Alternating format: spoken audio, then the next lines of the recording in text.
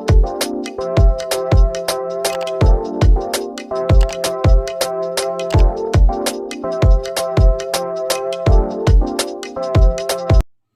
दोस्तों, क्या हाल चाल।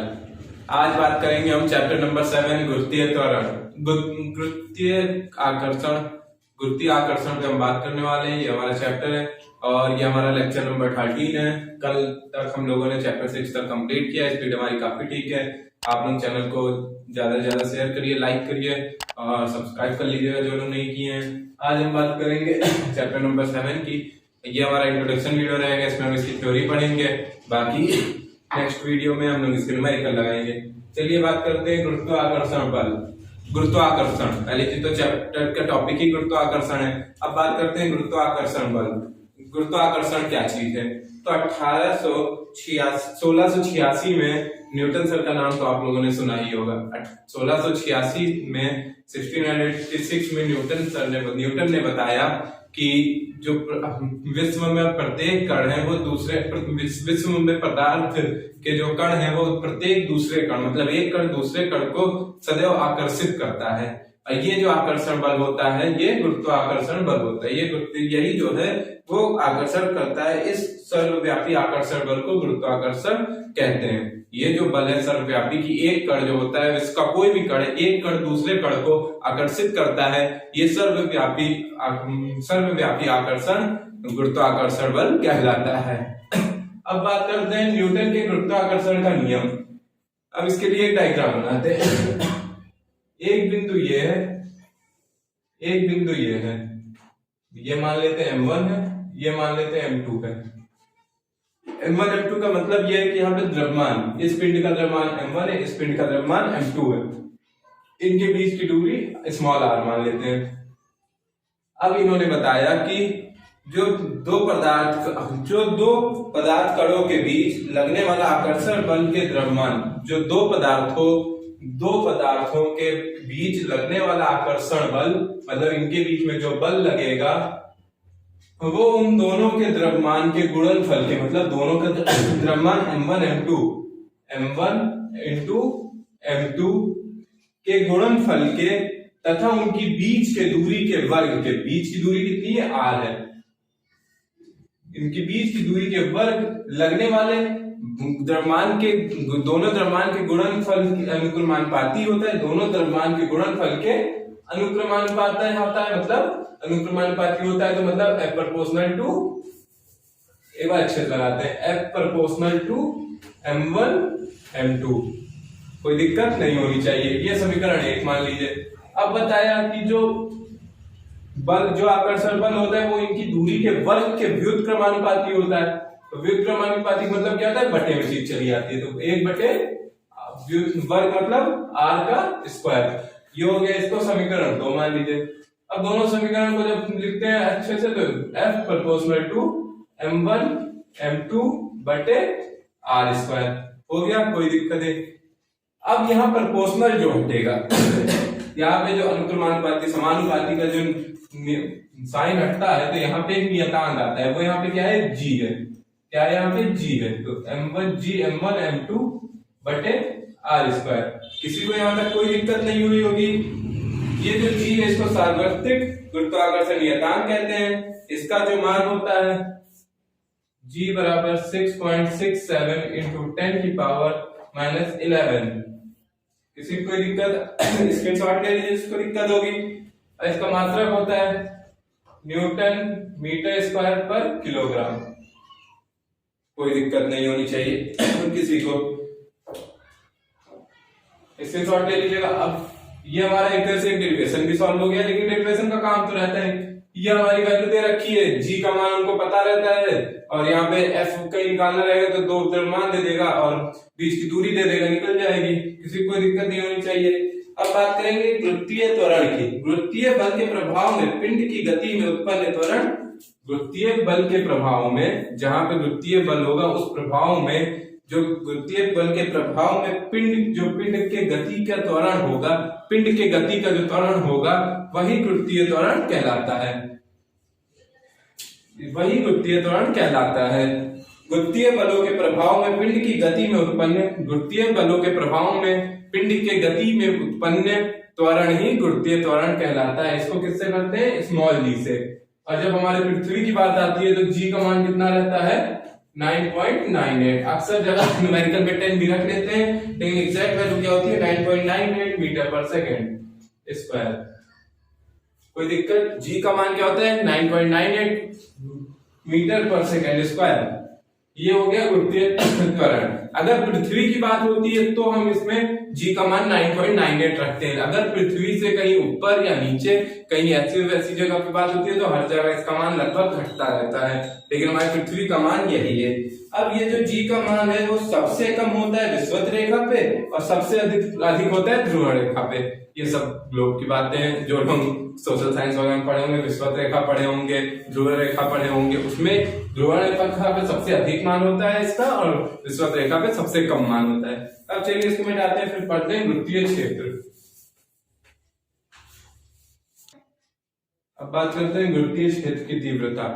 अब गुरुत्वीय क्षेत्र की तीव्रता क्या होती है? गुरुत्वीय क्षेत्र में किसी बिंदु पर, गुरुत्वीय क्षेत्र में किसी बिंदु पर रखे एकांक द्रव्यमान, किसी बिंदु गुरुत्वीय क्षेत्र में किसी बिंदु पर रखे एकांक द्रव्यमान पर जितना कार्य होता है, जितना बल लगता है, उसे गुरुत्वीय क्षेत्र की तीव्रता कहते हैं या बल गुरुत्वीय बल क्षेत्र कहते हैं।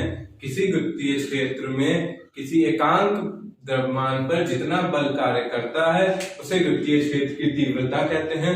गुरुत्वीय क्षेत्र की तीव्रता या गुरुत्वीय बल क्षेत्र कहते हैं। इसका फॉर्मूला होता है I बराबर F/m। अब इसको ऐसे भी लिख सकते हैं, F क्या हो जाएगा? एक तो जी नियतांक आता है वो m1 m2 को केवल कैपिटल M लिख सकते हैं। ये क्या हो जाएगा? r² हो जाएगा। कोई दिक्कत नहीं होनी चाहिए। ये इसका सूत्र हो गया। अब बात करते हैं गुरुत्वीय विभव। अब गुरुत्वीय विभव एकांक द्रव्यमान को अनंत से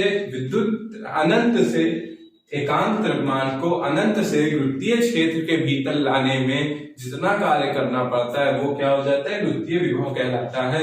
अनंत सीधी से एकांक द्रव्यमान को अनंत से किसी बिंदु तक अनंत से विद्युत एकांक द्रव्यमान को अनंत से किसी गुरुत्वीय क्षेत्र के किसी एक बिंदु तक लाने में जो कार्य किया जाता है, मान लीजिए कहीं अनंत से एक आ रहा है, कोई द्रव्यमान है अनंत से आ रहा है, यहाँ पे इतना जो हमारा पृथ्वी का गुरुत्वीय क्षेत्र है।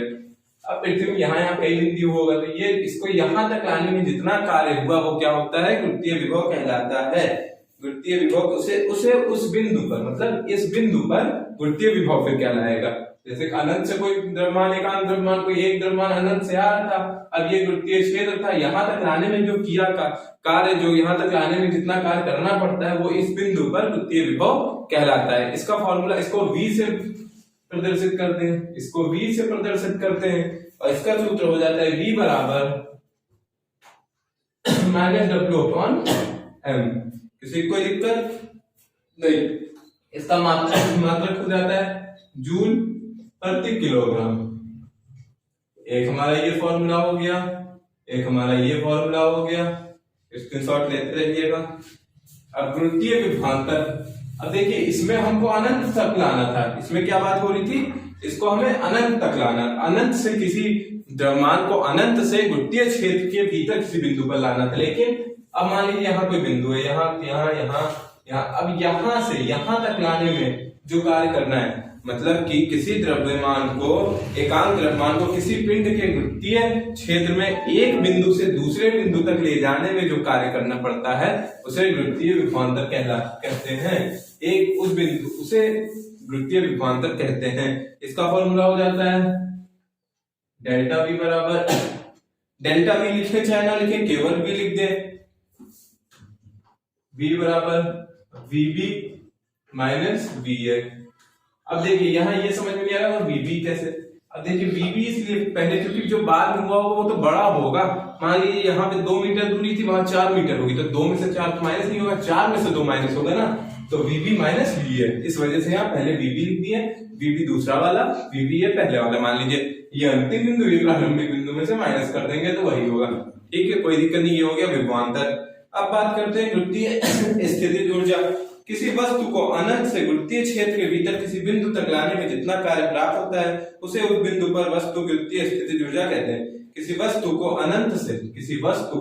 अनंत से गुरुत्वीय क्षेत्र के भीतर किसी बिंदु तक लाने में जितना कार्य प्राप्त होता है, मान लीजिए अनंत से कुछ आ रहा था, कोई वस्तु आ रही थी, यहाँ पे क्षेत्र, यहाँ तक लाने में जो कार्य प्राप्त हुआ उसका वो जो कार्य प्राप्त हुआ मतलब जो संचित मात्रा थी ऊर्जा की, वो जो कार्य प्राप्त हुआ वो स्थितिज ऊर्जा हुआ। इसका फॉर्मूला होता है U बराबर माइनस GME/m/RE। अब यहाँ पे ये m तो चलिए क्या हो गया, जो हमारी वस्तु का द्रव्यमान था। me क्या है, me यहाँ पे पृथ्वी का द्रव्यमान है।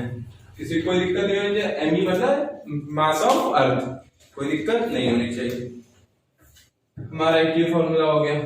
अब एक सबसे बड़ा सवाल होता है 11वीं क्लास में, स्मॉल जी और कैपिटल जी में संबंध बताइए। अब इसका संबंध होता है G बराबर, पहली चीज तो ये स्मॉल जी क्या होता है, स्मॉल जी गुरुत्वीय त्वरण होता है और जो कैपिटल जी होता है वो गुरुत्वीय स्थिरांक होता है। यहाँ पे हम प्रोपोर्शनल हटाए थे सबसे पहले सवाल में, याद करिए जो हम लोगों ने गुरुत्वाकर्षण का नियम पढ़ा था उसमें जो प्रोपोर्शनल हटाया था वहां पे ये जी आया था। तो जी क्या होता है, एक स्थिरांक होता है, एक कांस्टेंट होता है, और ये स्मॉल जी कैपिटल जी एक स्थिरांक होता है और स्मॉल जी क्या होता है, गुरुत्वीय त्वरण होता है। ये चीज याद रखिएगा। अब इसका कैपिटल स्मॉल जी और कैपिटल जी में जो संबंध ये होता है स्मॉल जी बराबर कैपिटल जी ME/RE का होल स्क्वायर। कोई दिक्कत, ये हमारा इतना हो गया। अब हम ये मेन फॉर्मूले यही सब है, इसको स्क्रीनशॉट कर लीजिएगा, कल जो न्यूमेरिकल लगाएंगे तो यही सब काम आएंगे। अब बात करेंगे हम लोग उपग्रह की पढ़ेंगे, पलायन वेग पढ़ेंगे और कृत्रिम उपग्रह पढ़ेंगे। चलिए इसको तब तक गेस करते हैं, फिर उसको नोट करते हैं। उपग्रह की अब बात करते हैं उपग्रह की। उपग्रह क्या है, ग्रह तो सब लोग जानते हैं ग्रह क्या होता है सब लोग जानते हैं, जैसे हम लोगों का पृथ्वी ग्रह है। अब बात करते हैं उपग्रह, जैसे पृथ्वी सूर्य है, सूर्य के चारों ओर चक्कर परिक्रमा कौन करता है, चक्कर कौन लगाता है, हमारे जितने प्लेनेट हैं। तो सूर्य के लिए हमारे प्लेनेट है वो उपग्रह, लेकिन पृथ्वी की बात करते हैं तो पृथ्वी क्या है, ग्रह है।